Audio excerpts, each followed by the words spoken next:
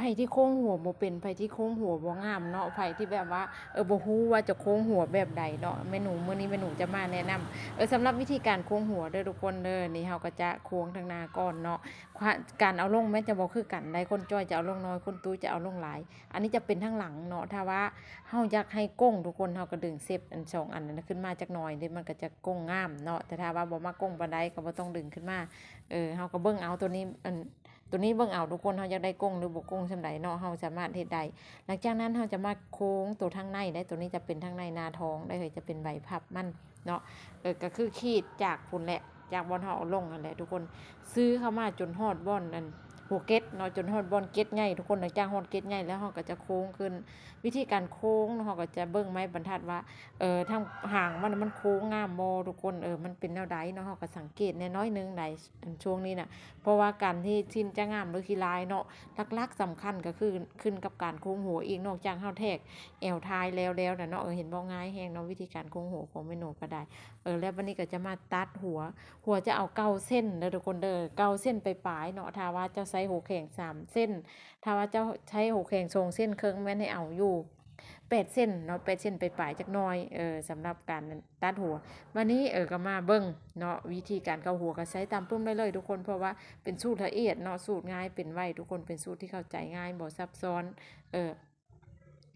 เฮาก็จะมาพับหัวจักหน่อยเนาะแล้วก็จะยิบเนาะจะยิบบนโครงขีดเลยได้ให้อันหัวสิ้นน่ะลื่นขึ้นไปเนาะบนโครงขีดเนี่ยประมาณครึ่งนิ้วทุกคนหลังจากนั้นเฮาก็ค่อยยิบเล่นไปเนาะเต่งไปตามโครงขีดเฮาเลยทุกคนไปจนฮอบเนาะจนฮอบให้ชุดเลยหลังจากนั้นมันให้มันจอดกันประมาณ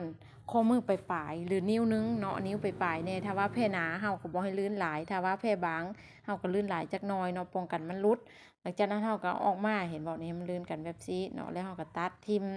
บ่อนตัวใดมันเหลือเฮาก็ตัดทิ่มแผ่นี่มันจักหนาในจักหน่อยเด้ถ้าว่าถือตัวอ่อนก็อ่อนถือตัวแข็งก็จะแข็งแล้วเฮาก็จะมาตัดตัวนี้ออกตัดออกตัดอันลุมเกล็ดใหญ่หั่นแหละทุกคนแล้วก็ตัดมาเลยบ่ให้มิ่นได้บ่ให้เพียงกับหัวสิ้นได้ถ้าว่าเพียงเนาะโอกาสที่ชิ้นจะหลุดออกจากหัวขาดนะเนาะมันจะมีความเสี่ยงสูงเห็นบ่เฮาตัดออกแล้วตามปึมเนาะหลังจากนั้นทุกคนเฮาก็จะไปใส่หัวแข็งวิธีใส่หัวแข็งก็มีในปึมบอกให้แบบละเอียดเลยเนาะว่าเฮ็ดแบบใดเฮาก็จะเอาหัวแข็งมาแปะใส่ถึงโครงขีดเห็นบ่แม่หนูขีดไว้น่ะถึงโครงขีดโครงยิบนั่นแหละประมาณขีดนึงทุกคนขีดนึงเนาะหรือว่าขีดปลายๆก็ได้รุดได้แต่จักหน่อยบ่ให้รุดหลายเนาะหลังจากนั้นเฮาก็กายไปบ่อนต่อไปน้อยนึงเพื่อบ่ให้มันรุดเฮาก็พับลงมาเข้ากันเพียงๆเนาะขั้นตอนนี้น่ะให้มันเพียงๆเนี่ยมันงามได้เพราะว่าถ้าว่าหัวหัวเวอในนี้บ่เรียบบ่เพียงขึ้นจากเฮาเฮ็ดทำอิฐนี่แหละเฮาพับทำอิฐนี่แหละหลังจากเฮาพับงามแล้วเฮาก็ไปยิบทั้งเทิงก่อนเนาะแม่หนูจะยิบทั้งเทิงก่อนยิบไปจนสุดทุกคนแล้วให้หัวแข็งเนาะเทิงคงยิบขีดนึงหลังจากนั้นเฮาก็ยิบไปจนหอบเลยจนมาบ่ให้จอดกันบันไดเด้อทุกคนเด้อให้มันยังประมาณข้อมือนึงถ้าว่ามันจอดกันเนาะมันจะหนาเด้หัวสิ้นมันก็เลื่อมกันแล้วพอหัวแข็งยังมาเลื่อมกันอีกเนี่ยบ่ได้ทุกคนมันจะขี้ร้ายเนาะมันจะหนาไม่ใช่ในเอวลูกค้าปรุงทางหน้าเฮาก็ต้องบ่ให้ถึงกันแล้วเฮาก็เอาออกแล้วก็มาต่อเลยทุกคนตามปึ้มเลยบาดนี้จะเป็นขั้นตอนม้วนหัวได้บาดนี้นะขั้นตอนสุดท้ายทุกคนของการเข้าหัวเนาะขั้นตอนนี้ง่ายแฮ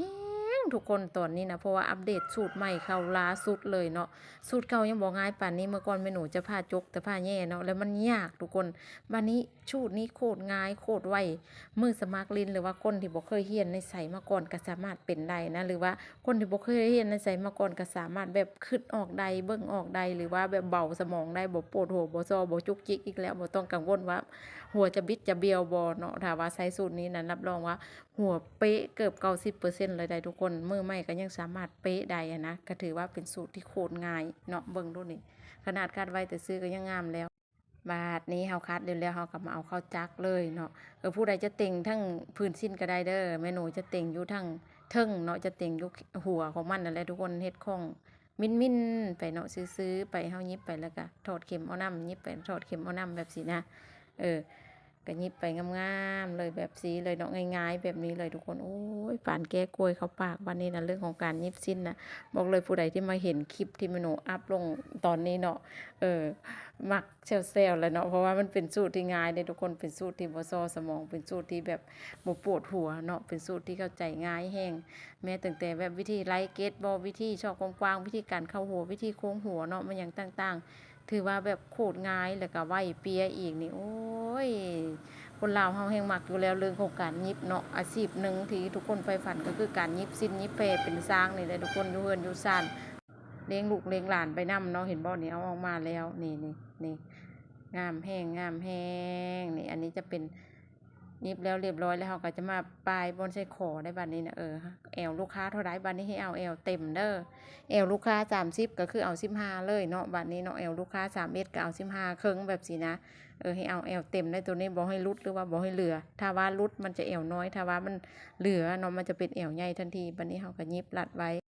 บ่อนเฮาสิใส่คอนี่เป็นแนวใดพี่น้องมาฮอดจุดนี้แล้วเป็นแนวใดมักแล้วบ่เนาะคู่มือยิบสิ้นลาวนำบอกเลยว่าได้ไปแล้วโคตรคุ้มค่าคุ้มราคาแน่นอนเนาะเพราะว่ายิบเป็นยิบงามยิบเปียะนี่เห็นบ่ทั้งนอกทั้งในแบบละเอียดเลย สูตรที่แม่หนูอัพลงเป็นสูตรที่เข้าใจง่ายเป็นไวทุกคนเป็นสูตรที่แบบว่าบ่มีไผคือเนาะเป็นสูตรที่แบบว่าโอ้ยง่ายปัดเกียกล้วยเข้าปากเห็นบ่คู่มือเล่มนี้บอกเลยว่าบ่ผิด